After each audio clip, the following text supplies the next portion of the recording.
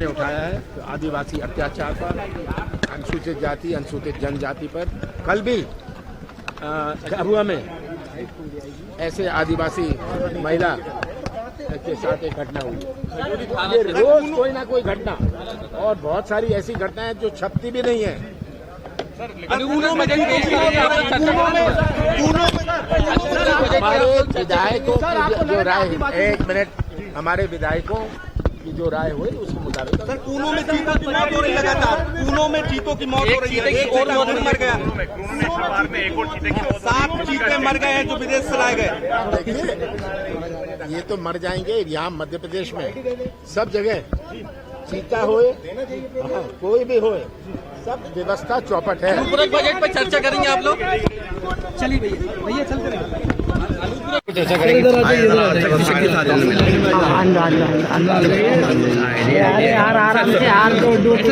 घुमा लो सर, नहीं भी घूमेंगे चलेगा। दूसरा दिन के न्यूज़ पे लगाएंगे। IBC पास मैंने यार हमारे भाइयों के साथ गुजरात के जो आदिवासी भाइयों के साथ वो दबान है ना, नमन चक्र मध्य प्रदेश सरकार के भारतीय जनता पार्टी के नेताओं के द्वारा किए जा रहा है। एक जगह नहीं, अधिकारी कर्मचारियों जो माइक तो मोबाइल तो ऊपर उठा यार, साथी है उन पर भी अत्याचार डाला है। लगातार घटनाएं प्रतिदिन पूरे प्रदेश में कानून चौपट होकर चरम सीमा पर है।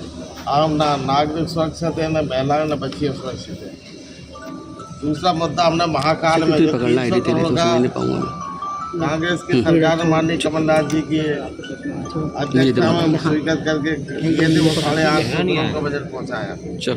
घपला पूरा का पूरा भ्रष्टाचार चरम सीमा पर, 125 करोड़ सनातन धर्मियों की आस्था को ठेस पहुंचाई है, नकली काम किए और पूरा अधिकांश पैसा डकार गए बीजेपी वाले नेता, मंत्री और उनके अधिकारी। हमने उस महाकाल के साथ सतपुरा जो भवन में आग लगी, वो आग लगी नहीं, लगाई गई। करीब 12,000 करोड़ के दस्तावेज बिना काम के खर्चा डाल दिया गया।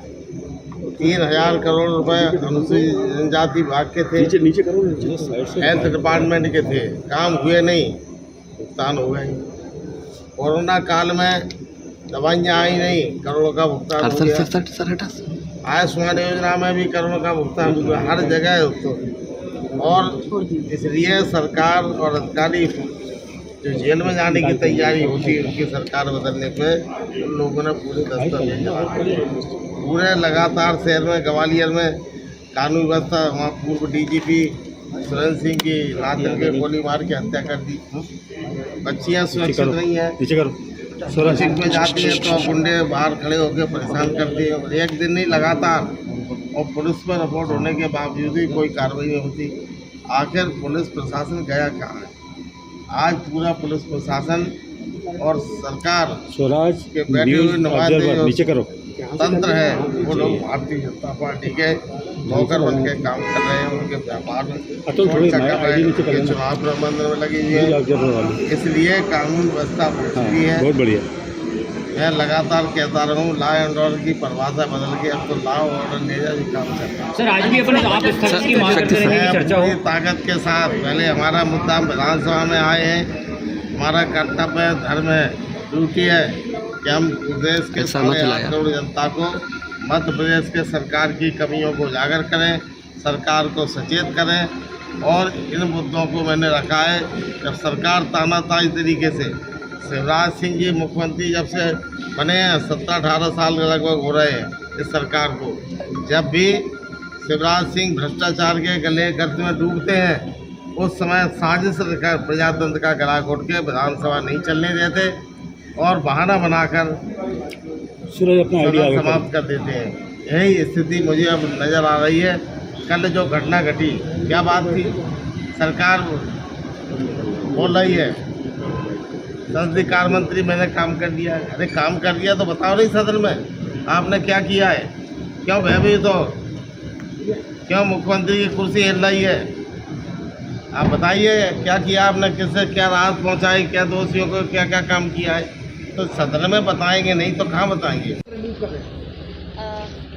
सर कांग्रेस आरोप लगा रही है कि स्थगन प्रस्ताव नहीं लाने दिया जा रहा है, आदिवासियों पर बातचीत करने नहीं दी जा रही है सरकार के पक्ष की तरफ से।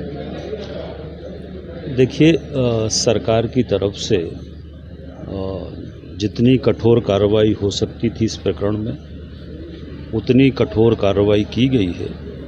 अब ये विषय राजनीति करने का विषय नहीं है। किसी के नाम पे राजनीति करना और उसको राजनीतिक लाभ लेना, ये ऐसे मामलों में नहीं होना चाहिए। सरकार के स्तर पर कार्रवाई हुई है, विपक्ष इस पर राजनीति ना करे। सर लेकिन विपक्ष तो ये भी कह रहा है कि चर्चा की बात करना चाहिए, चर्चा नहीं हो पा रही है। देखिए, चर्चा जो होती है, स्थगन जो होते सामान्य रूप से जब सत्र के चलते कोई ऐसी घटना होती है जो बड़ी घटना कोई होती है, सत्र चलता है तब का। अब ये घटना काफ़ी पुरानी है जिसमें सारी कार्रवाई हो गई है। विपक्ष ये बताए कि वो और क्या चाहता है इसमें, ये बताए तो उसमें फिर चर्चा का विषय बनता है। तो विपक्ष ये तो कह नहीं रहा कि और क्या चाहते इसमें, जो सारी कार्रवाई हो गई है उसमें अगर कहीं कोई कमी लगती तो बताए विपक्ष। तो सारी कार्रवाई हुई है, कठोर कार्रवाई हुई है। अब इस पर कोई राजनीति करने का औचित्य नहीं है, विपक्ष इस पर कृपया राजनीति ना करे। सर कल अमित शाह जी आए थे, विजय संकल्प अभियान की को हरी झंडी दिखाकर गए हैं। कांग्रेस ऐसा कह रही है कि कोई भी अभियान हो जीतने वाले नहीं है, लेकिन बड़ी जिम्मेदारी अमित शाह जी अब लेकर गए हैं, लगातार उनके दौरे बढ़ेंगे। देखिए, माननीय अमित शाह जी हमारे रणनीतिकार चुनाव की दृष्टि से माने जाते हैं और उनका जो लंबा अनुभव और लगातार जो सफलता भारतीय जनता पार्टी को मिली है उसमें माननीय अमित शाह जी का बहुत महत्वपूर्ण योगदान है। और अब उनका पूरा चुनावी प्रबंधन पर वो नज़र रखेंगे, पूरी चुनावी प्रबंधन को देखेंगे और शानदार सफलता इस चुनाव में भारतीय जनता पार्टी को मिलेगी। कांग्रेस कह रही है कि विजय संकल्प अभियान का कोई फायदा नहीं है। देखिए, कांग्रेस से ये पूछना चाहते हैं कि कांग्रेस किस बात के लिए चुनाव लड़ रही है।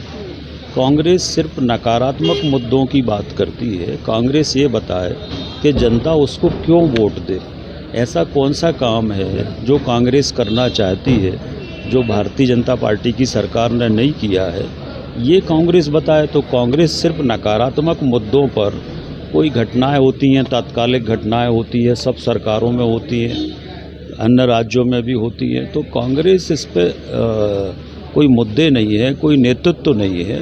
कांग्रेस कहीं भी मैदान में है नहीं। ठीक है। कौन सा दरवाजा है जहाँ हम जाएँ? तो जब तक सदन में चर्चा नहीं हुई आप सदन नहीं चलने देंगे?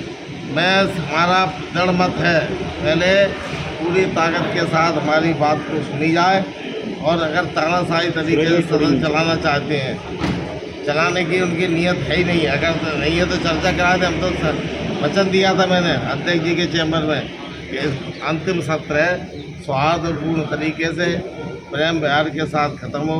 अगले बार कौन आता है कौन नहीं आता, हम लोग सब अपने बेमनस्ता मनभेद बढ़ाकर भाईचारे के साथ गले लगा के क्षेत्र में जाएं। जनता जो चुनेगी तो दोबारा अगर अवसर देती है तो फिर मिलेंगे। सबने सहमत व्यक्त की, अध्यक्ष जी को बड़ी खुशी हुई, लेकिन अब अध्यक्ष की सुनता कौन नहीं। जब तानाशाही का डंडा, प्रजातंत्र का गला घोटने वाला मध्य प्रदेश का जालिम मुख्यमंत्री जब कुर्सी पे बैठा हो तो फिर ये सुनवाई होने का कोई सवाल ही नहीं। सर कर रहे हैं, कह रहे हैं कि लाडली बहना के लिए बजट प्रावधान, स्कूटी देने के लिए, और अब तो 21 साल। अरे भाई, बजट में ऐसा कर रहे हैं तो बात कराएं, नहीं बहस करें, हम तो तैयार हैं। 25,000 करोड़ रुपए आप कहाँ से दोगे? अभी आया है उसमें हमारे साथी के जवाब में विधानसभा में उत्तर दिया सरकार ने कि अभी हमारी कोई योजना नहीं है 3,000 करोड़ 3,000 रुपये प्रति महीना को देने की। कोई विचार नहीं है, चर्चा नहीं है। आधे से ज़्यादा प्रश्नों में आप भाषण कुछ दे रहा हो मुख्यमंत्री जी। आंगनबाड़ी कार्यकर्ताओं को हमने 18,000 कर दिया, हमने दुगनी तनख्वाह कर दी, लेकिन वहाँ कह रहा है कि अभी हमारे यहाँ प्रावधान नहीं, साबित नहीं। ठीक है, ठीक। विजय संकल्प तो शुरू हो गया और भारतीय जनता पार्टी का कार्यकर्ता 24 घंटे 12 माह चुनाव के लिए तैयार रहता है, चुनाव के लिए तैयार है। पूरी फौज तैयार है। वरिष्ठ नेतृत्व का जो आदेश हुआ है उस आदेश के लिए हमारे मध्य प्रदेश का नेतृत्व पूरे तरीके से काम करने को तैयार है और जो भी निर्णय हुआ है, अमित शाह जी ने जो भी निर्देश दिए उस निर्देश के लिए नेताओं सहित हम सब पूरे तरीके से फॉलो करने को तैयार। सर पटवारी परीक्षा में भ्रष्टाचार की बात कर रहे हैं, घोटाले की बात कर रहे हैं, कांग्रेस आरोप लगा रही है। सर सिंधिया जी कल आगे कोई बड़ी जिम्मेदारी मिल सकती है? ये तो नेताओं से सर पटवारी परीक्षा के लिए भैया